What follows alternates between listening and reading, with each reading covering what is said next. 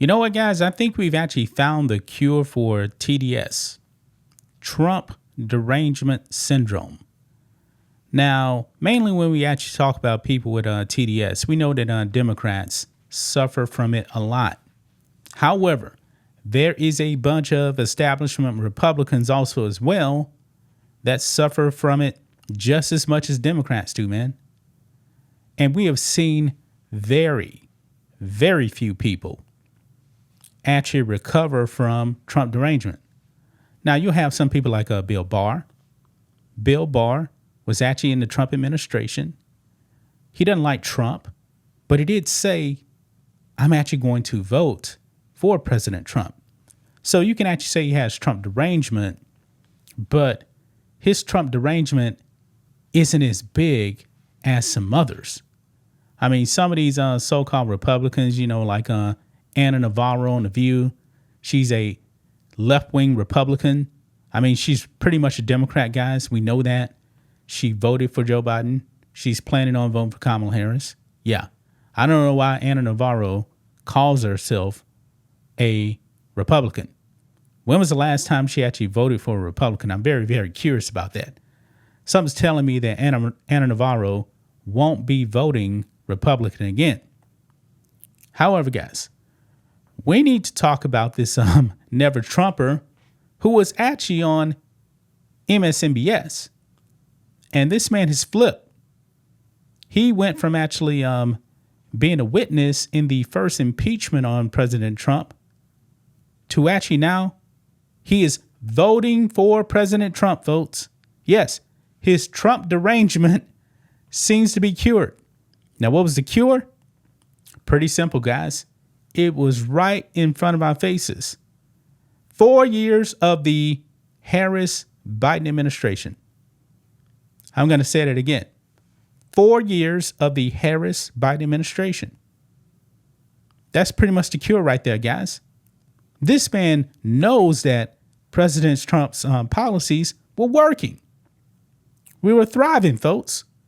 But Trump derangement, man, just makes you so blind. I mean, some of these people like Liz Cheney, Adam Kinzinger, these so-called conservatives and Republicans, they said they're going out there and vote for Kamala Harris. Folks, I was just reading too, by the way, Liz Cheney, she's actually out there campaigning with Kamala Harris.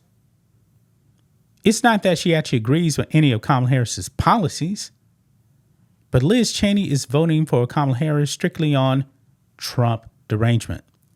She has a severe case, folks.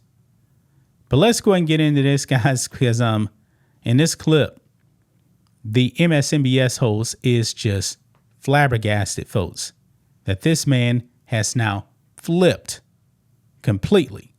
So here we go, guys. Right over here on it, and I do have the article right here. I mean, this is the expression on the face of Ari Melber right there. When the Never Trumper says, yeah, I'm supporting Trump now. He is just stunned and blown away. Look at this here. It says MSNBC host shocked as impeachment witness says Trump regained his support. So striking. MSNBC host Ari Melber interrupted and began loudly questioning guest Gordon Sondland. Yeah, I mean, this man was just stunned.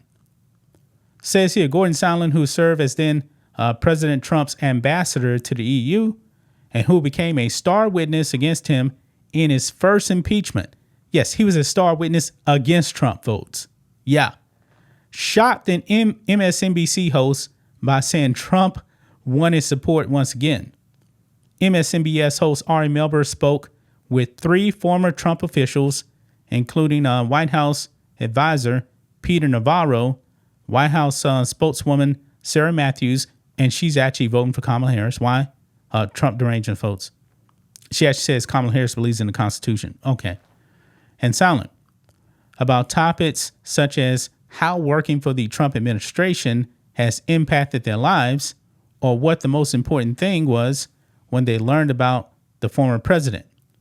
Salen in particular was asked whether he stands by a previous disavowal of the president after the events of January 6, 2021. Okay. So we're going to watch the clip. And boy, you guys know this picture is going in thumbnail right here. Ari Melber, man, that look on his face, man. This man completely melted down. But let's go ahead and watch the clip here, guys. Let's roll it. A no for you after that. Why was it important for you to say no more Trump because of his January 6th conduct? And do you stand by that? No, I don't stand by it. And I'll tell you why. I've now lived 4 years under the Biden-Harris policies. And I have to say that those policies are not only becoming an existential threat to our country's way of life, but to our allies as well. So when you, Ambassador, I'll let you finish, but this is so striking. You said it was a no for me after that, after January 6th. I did. And here we are right now. I did. And you're saying it's a yes for you. It is a yes for me. It is an absolute yes for me. That is how badly the Biden-Harris team have prosecuted their job. But the whole point you seem to be making was that January 6th and that kind of attack on democracy is bigger than any policy. I am seeing so many attacks on democracy that eclipse January 6th. So I want to ask Sarah, if you want to ask me what those are, I'm happy. Yeah, and you guys already know, man, that the Biden-Harris administration have weaponized. They weaponized the Justice Department to go after President Trump. I mean, it's complete election interference, folks. Jack Smith actually reintroduces new charges. He knows his case isn't going to get done before the election. And Trump wins, is going to go away. Just that simple. It's going to go away. And they know this, man. Anybody that's been paying attention what the Harris-Biden administration has done, man, not only President Trump, but to the American people, man. I mean, even if he was actually Trump deranged, when you let in 20 million illegal aliens into this country, you got gangs taking over U.S. cities like Tren de Aragua, a Venezuelan gang. They killing Americans, man. And Kamala Harris has let them run into the city. I'm pretty sure that should be a fast way to cure your Trump derangement. This man has woken up. January 6th, man, Trump said what? Go peacefully. That's what he said. But remember, the media cut that out. They cut that out because they wanted to paint President Trump as an insurrectionist. And you still have the media to this day calling January 6th an insurrection when nobody was actually charged with insurrection. Nobody. Absolutely nobody, guys. It's really ridiculous. But like I said, man, you got Republicans that are severely Trump deranged. If I'm not mistaken, I was just reading also that what's the woman's name that